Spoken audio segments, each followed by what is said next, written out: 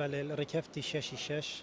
دمجمیر پنج و نیف ریبریا برگی شهرستانی هاتی آگه دار کردن کو زاروکه که تمن 7 سالی کتیت زی مازنده و خندقیه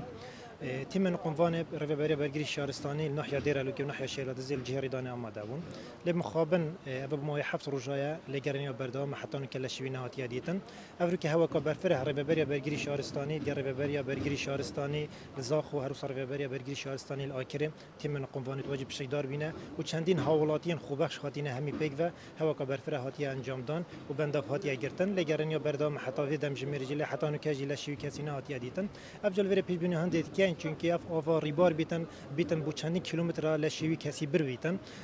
ویرت خازم حوالاتیج تاری کار من هر جهت کی گمان ها بیتن لشویل جهت کی دیت یانجلو برگیل جهت کی دیت یک سر پیوندی بجمار 115 بکن یانجی پیوندی رببری برگی شهرستانی کن دم نیوی تیم نقموان افریقای نجاری دانه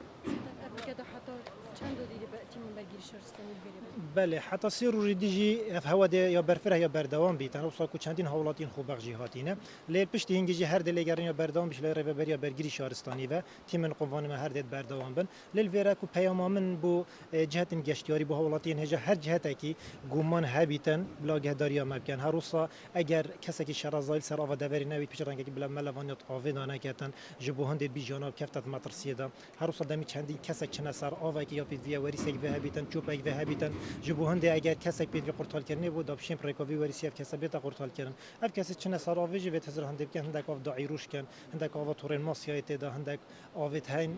بیتن پرت دارا پرت شیشا پرت برات دا هبن جبو هند نهر آوا کاتدید کو حوالاتی بیشتر ملوانیا کردن هر جهت کی سر نویسی بیت نبجه تا قدقه بلا پیش رنگی که حوالاتی ملوانیت دانه کن دا جانوانی پارست